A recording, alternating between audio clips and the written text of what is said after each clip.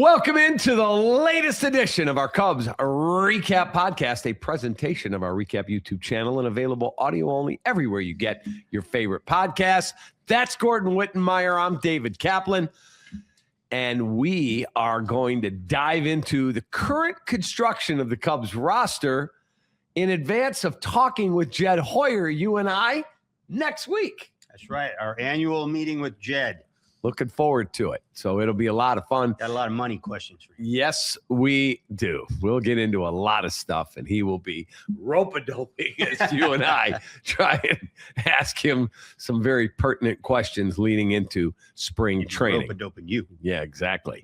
All right, so let's get into where we are at right now with the Chicago National League Ball Club, because the Cubs have gotten Alex Bregman done.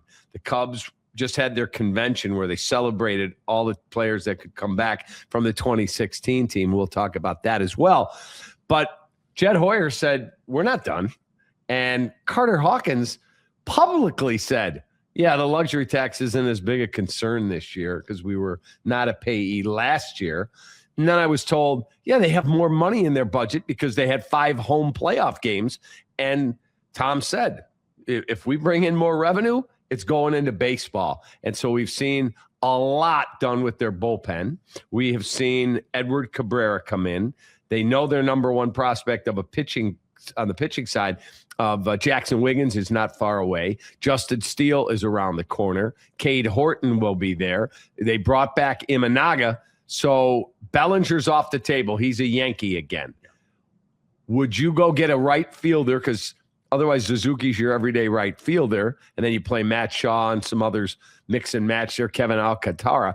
Or would you go get Zach Gallen? You know my answer to this. This is always my answer to this. I would get more pitching, especially now that you've got Bregman in the fold, and leave Nico out of it. Don't be trading Nico. Just leave him right there. I don't want to trade Nico. Let me be clear. I just said, well, we keep hearing the rumors, and you keep bringing that up as a way to maybe adding, having some more payroll flexibility. That's my job, is to drive conversation, A.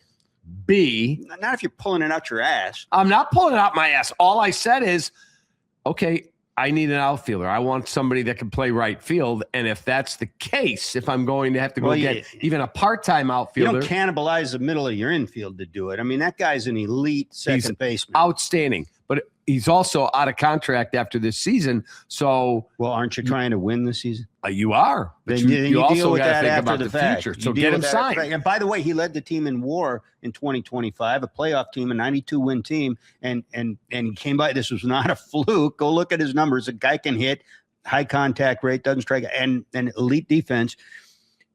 Pay him the $20 million a year. You're preaching to the choir. It's not my money. I think they should go sign everybody. But that's also not reality. We're thrilled that they're one of the winners of the offseason because they got uber aggressive. Now I want to see him finish it off. Yeah, no, I think that they did. Look, for all intents and purposes, I think they did finish it off by trading for Edward Cabrera and by signing Bregman, which I thought was a huge win. It was more than I thought they would do. I think it's more than you thought they would do very recently. I never thought Bregman would be here. Yeah, and we're talking a lot of money, and they deferred money, which was a little bit of a departure. That's going to be – hey, Jed, if you're listening, that's going to be something I want to ask a little bit about next week, how that came about and why, because it seems a departure from team policy. Mm-hmm. But they got it done. Look, you've got one of the best defensive teams you can put out there on the field right now. And by the way, not to disrespect Shaw's glove at all. He did a great job out there, but Bregman's has won a Gold Glove at third base, and he's an experienced guy. You've upgraded that position. You got a multiple-time Gold Glove winner at shortstop. You've got a Gold Glove winner at second base.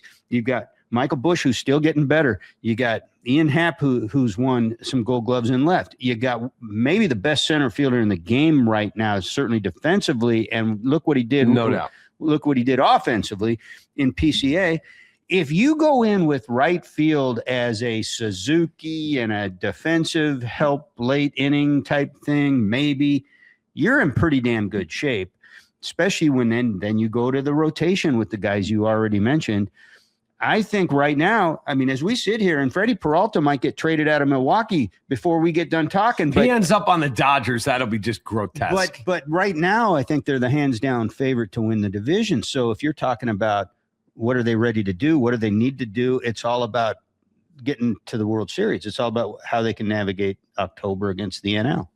So if you look at where their team is right now today, if we had a game today, hey, it's opening day. I know there's snow on the ground, but we're playing.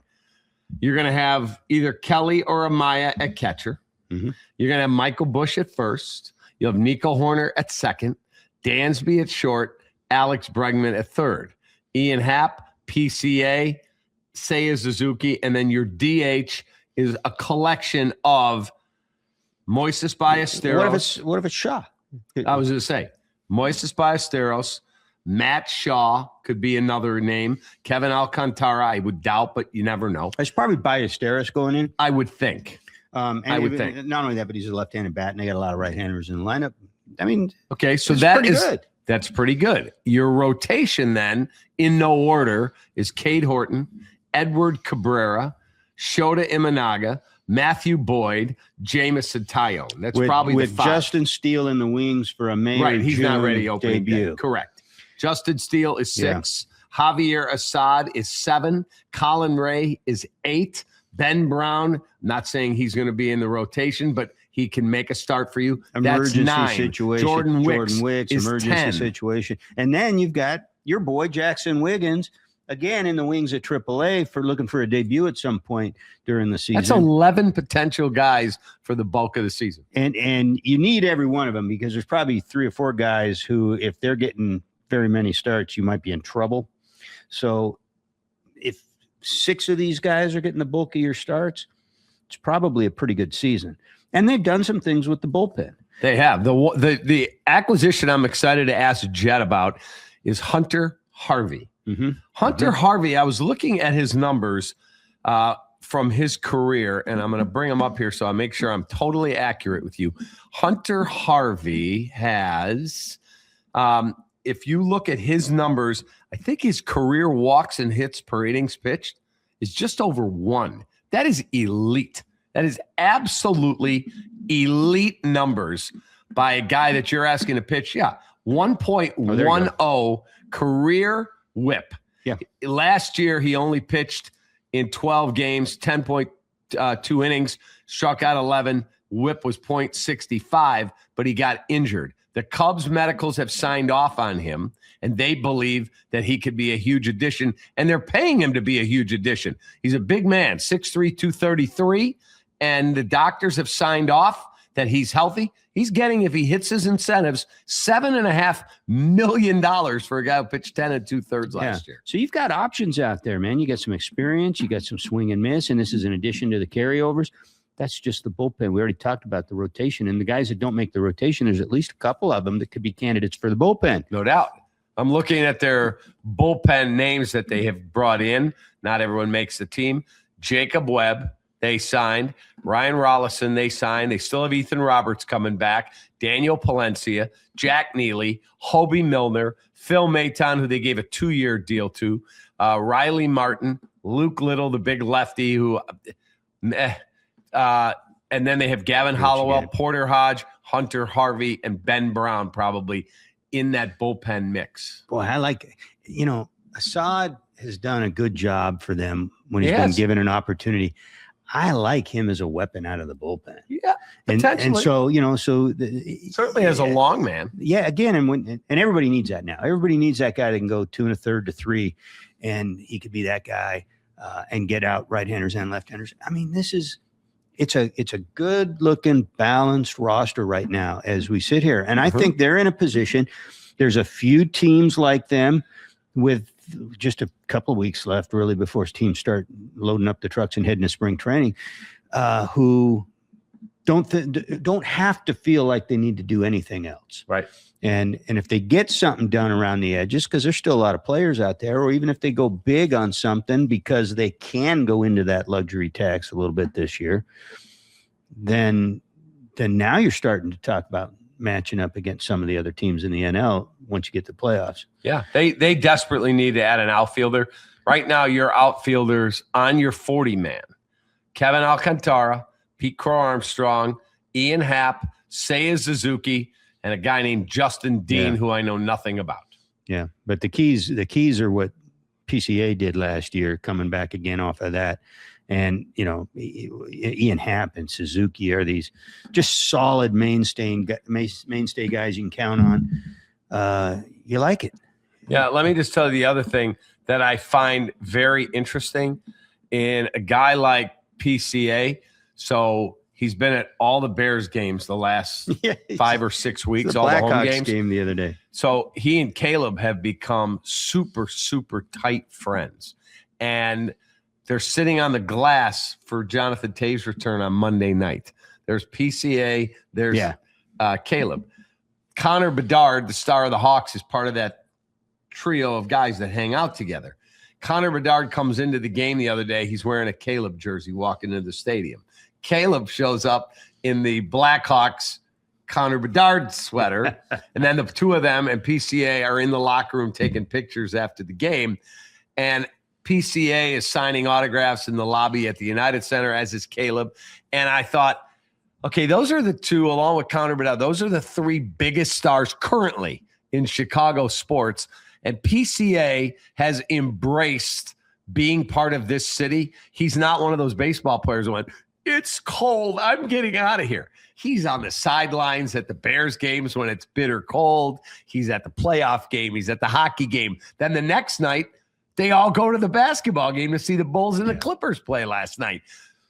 That dude gets it. Unlike Kyle Tucker, who just never looked like he was all in on the city. Good guy, talented cat. He just never embraced that I'm a Chicago guy. But that was never his personality. Even in Houston, that wasn't his personality. I mean, he was just a guy that showed up and did his job very, very well and went home.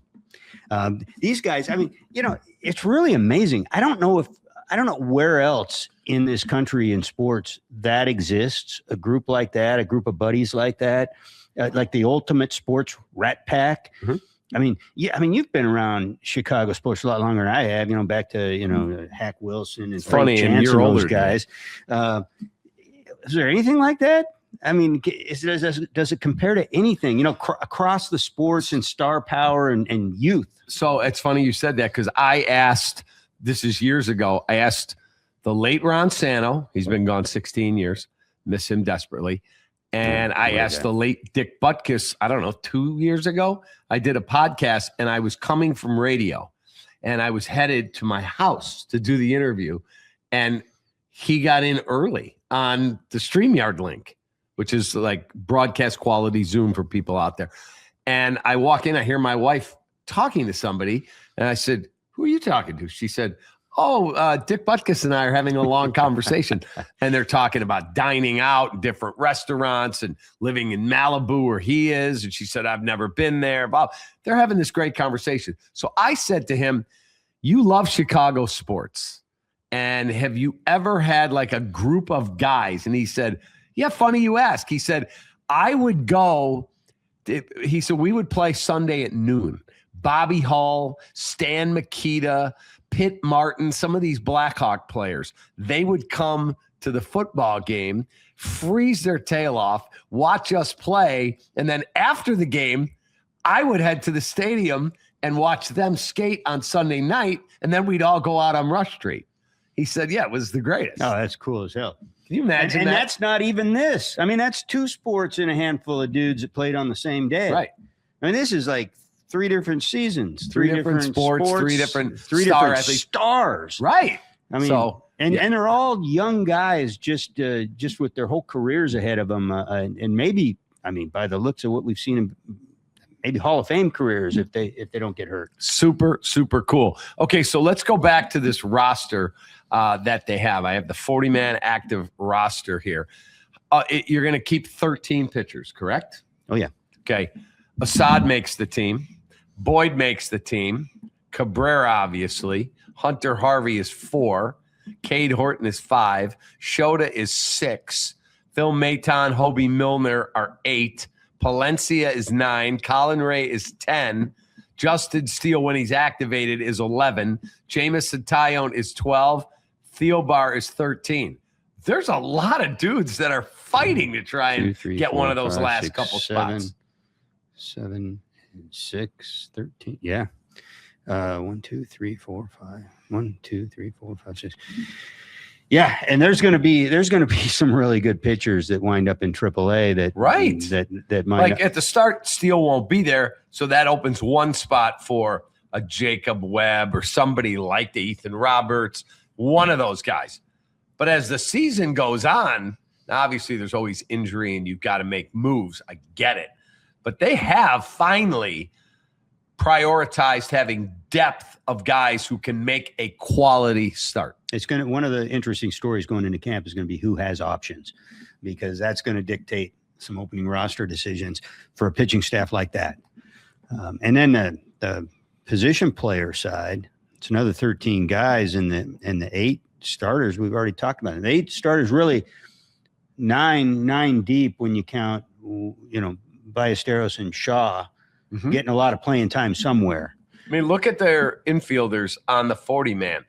You'll take probably 3 catchers, Amaya, Ballesteros, and Kelly. So you're 13. You got 3 catchers because one will be your DH. Is 16 guys. So then 8 are the starters, or right. the other 8 starters, right? And then 2 guys. I mean, Tyler Austin. You're going to need some. You'll have Shaw, but you'll need infielders. I mean, Shaw will be one of them. Well, and then Tyler Austin's going to make the team. He's on a guaranteed deal, and they believe he's going to be part of their mix on their bench. Alex Bregman, Michael Bush, Nico Horner, Matt Shaw, and Dansby. Yeah. That's 6. There's not a lot. So this is why you don't trade Nico and you don't trade Shaw.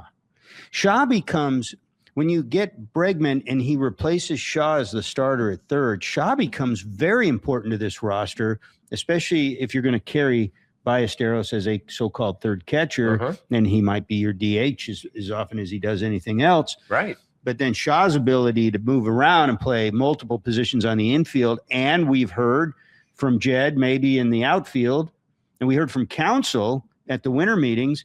I think I know I was there and I got some sound for us out of that. Council talked about, this was long before they acquired anybody, like what could Shaw's future be if it's not at third base? Yeah. And he talked about all over the place. Yeah, like being that super Ben Zobrist type where he could play, I need you in right field today. Can you go to left tomorrow? Second base because Nico's a little banged up. Like, he could be everywhere. So that makes him the key to being able to have choices for the last roster spot or two. Doesn't necessarily have to be an infielder. Or maybe if Shaw can show that he can play the outfield a little bit, maybe it doesn't. Maybe he can carry another infielder. Do you remember when they acquired Ben Zobrist, they had to move a salary off the roster? Yeah, Starlin Castro. They gave him to the Yankees. Just go. And I got Warren back. Yeah. It was what was his first name? Mike. I can't remember. But Adam Warren. Adam Warren. Yeah. They gave he did all right. He was fine. Then they gave him back to the Yankees. Right. But they had to move that salary to bring in Ben Zobrist. And the original plan, you were there, so was I. The original plan was Ben Zobrist as our second baseman. Dude, if you remember right, this was a travesty. Something happened in the Gold Glove voting because Ben Zobrist was a finalist at second base, right? Even though Javy had essentially taken over. And you know what happened. You know had to have been what happened. They sent out the ballot to the voters, and Zobrist was listed as the second baseman for the Cubs. And somebody voting didn't look close enough, and they said, "Well, that guy that played second against us for the Cubs, I'm checking the box on him." And it would have been Javy. Correct. So when they first made the move, it's Ben Zobrist will be our second baseman, and they had. I don't even know if they were counting on Addison Russell starting at short. They were going to have Javy there. Then they ended up putting Javy at second. Chris Bryant played a lot in the outfield. Well, this would have been coming into 16. Correct. By then, Had they already flipped? By then they liked, by then the plan was Russell at short. But Zobrist had to play a lot of second base. And then they ended up moving him in the whole postseason run. Zobrist is in left. Well, Zobrist was the starting second baseman too in the All-Star game, right? Because they had the entire in the All-Star game. They had the entire starting. But I'm talking in the postseason. The postseason that they had going was absolutely Ben Zobrist in left field. And if you go back and look at the numbers, the most of the games Chris Bryant played were in the outfield. Yeah, he got rotated out there. Yeah. And Javy played everywhere. And I'll never forget. And this is, by the way, when we talk about this team, do not underestimate the gloves on this team.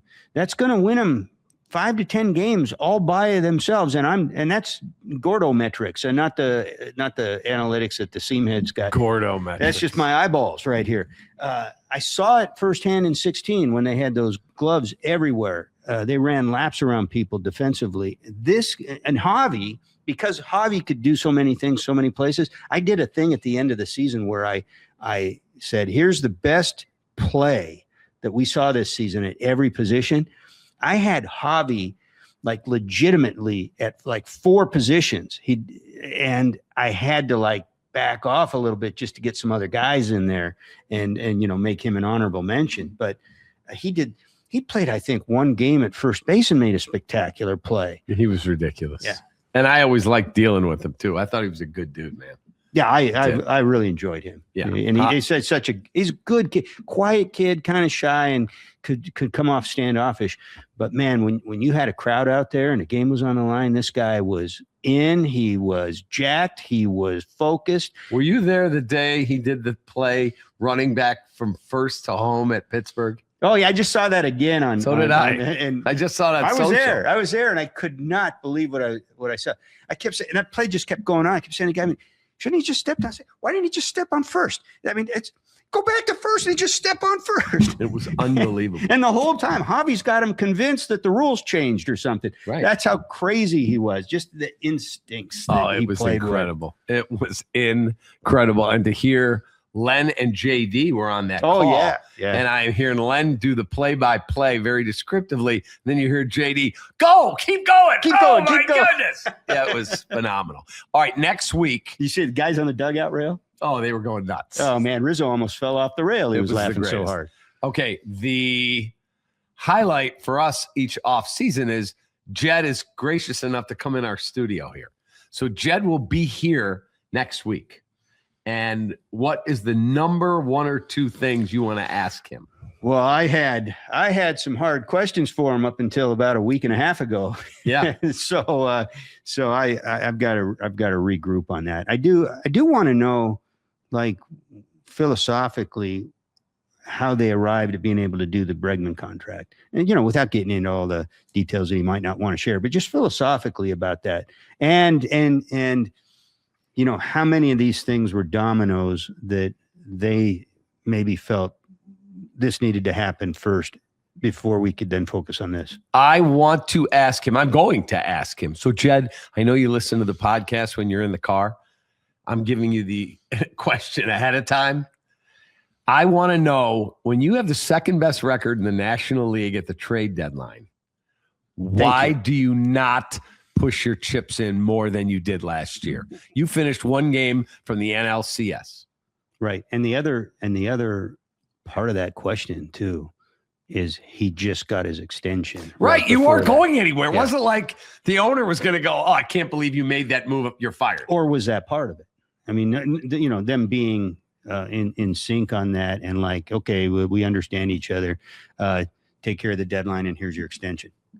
Yeah. I just want to ask that question. Because if they had done, and I keep going back to this because I was there on the ground when the Reds made the moves they did. They had one of the best trade deadlines and didn't spend a lot of money doing it. Had the Cubs done just what the Reds did, maybe they win another round of the playoffs. They were 1 game short of beating the Milwaukee Brewers. Gordon, a lot of fun, man. All right, man. There he is. I look forward to next week. The great Gordon Wittenmeyer. I'm David Kaplan. Another edition in the books of our Cubs Recap podcast, a presentation of our Recap YouTube channel. Look it up, hit subscribe, click the little bell so you get notifications and never miss any of our content.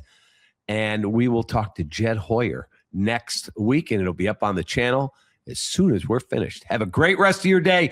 It's going to be getting chilly, a little chilly in the Chicago area, like 35 below starting Thursday night. Please stay warm and safe. We appreciate you. We need you. Take that. Is it really 30? Going to be 35 below? Wind chill. Holy shit. Take that.